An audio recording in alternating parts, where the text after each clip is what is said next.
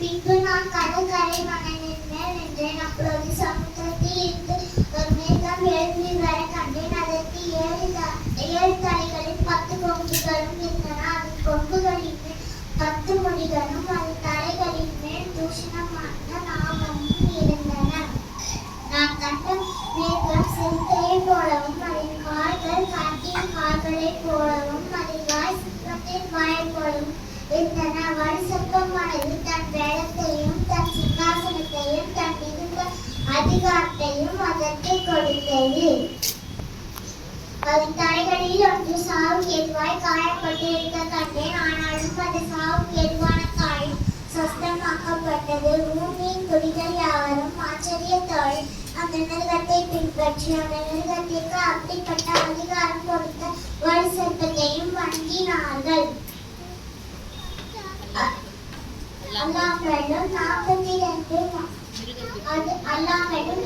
மிருகத்தின் கொப்பானவன் யார், அதனோடு யுத்தம் பண்ணத்தக்கவன் யார் என்று சொல்லி மிருகத்தையும் வணங்கினார்கள். பெருமையானவைகளையும் தூஷணமானவைகளையும் பேசும் வாய் அதற்கு கொடுக்கப்பட்டது. 42 மாதம் மனவும் யுத்தம் பண்ண அதற்கு அதிகாரம் கொடுக்கப்பட்டது. அது தேவனை தூஷிக்கும்படிக்கு தன் வாயை திறந்து அவருடைய நாமத்தையும் அவருடைய வாசஸ்தலத்தையும் பரலோகத்தில் வாசமாய் இருக்கிறவர்களையும் தூஷித்தது. மேலும் 42 மாதம் அளவும் மேலும் பரிசுத்தவான்களோடு யுத்தம் பண்ணி அவர்களை ஜெயிப்பதற்கு அதிகாரம் கொடுக்கப்பட்டதும் அல்லாமல் ஒவ்வொரு கோத்திரத்தின் மேலும் பாஷைக்காரன் மேலும் ஜாதிகள் மேலும் அதற்கு அதிகாரம் கொடுக்கப்பட்டது. 8 உலக தோற்றம் முதல் அடிக்கப்பட்ட ஆட்டுக்குட்டியின் ஜீவ புஸ்தகத்தில் பேரில்லாத பூமியின் குடிகள் யாவரும் அதை வணங்குவார்கள். காதுள்ளவன் எவனோ அவன் கேட்க கடவன். 10 சிறைப்படுத்தி கொண்டு போகிறவன் சிறைப்பட்டு போவான். பட்டயத்தினாலே கொள்கிறவன் பட்டயத்தினாலே கொல்லப்பட வேண்டும்.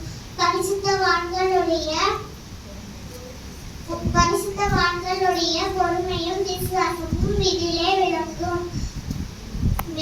பின்பு வேறொரு மிருகம் பூமியில் இருந்து எழுப்பி வர கண்டேன். அது ஒரு ஆட்டுக்குட்டிக்கு ஒப்பாய் 2 கொம்புகளை உடையதாய் இருந்து வலுசர்ப்பத்தை போல பேசியது. அது முந்தின மிருகத்தின் அதிகாரம் முழுவதையும் அதன் முன்பாக நடப்பித்து சாவுக்கெதுவான காயம் மாரசஸ்தம் அடைந்த முந்தின மிருகத்தை பூமியும் அதன் குடிகளும் வணங்கும்படி செய்தது.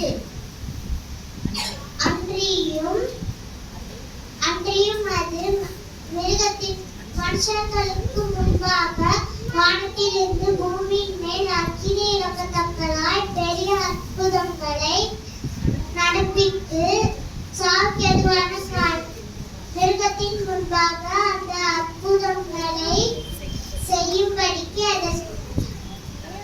அதுக்கு கொடுக்கப்பட்ட சத்துவத்தினாலே பூமியின் குடிகளை மோசம் போக்கிற்று. பட்டயத்தினாலே காயப்பட்டு பிழைத்த அந்த மிருகத்திற்கு ஒரு சொர்க்கம் பண்ண வேண்டும் என்று பூமியின் குடிகளுக்கு சொல்லிற்று.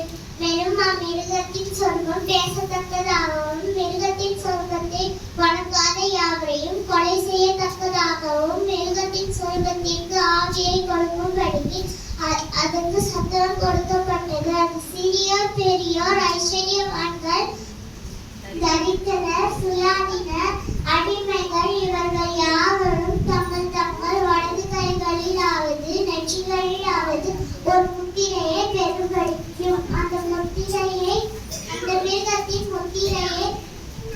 மிருகத்தின் முத்திரையாவது அதன் நாமத்தையாவது அதன் நாமத்தின் இலக்கத்தையாவது தடுத்துக் கொள்ளுகிறவன் தவிர வேறொருவனும் கொல்லவும் பிடிக்கவும் கூடாதபடிக்கு செய்தது.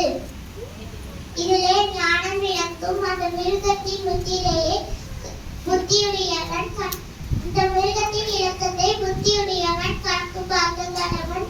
அது மனுஷனுடைய இலக்கமாய் இருக்கிறது. அதனுடைய இலக்கம் 666.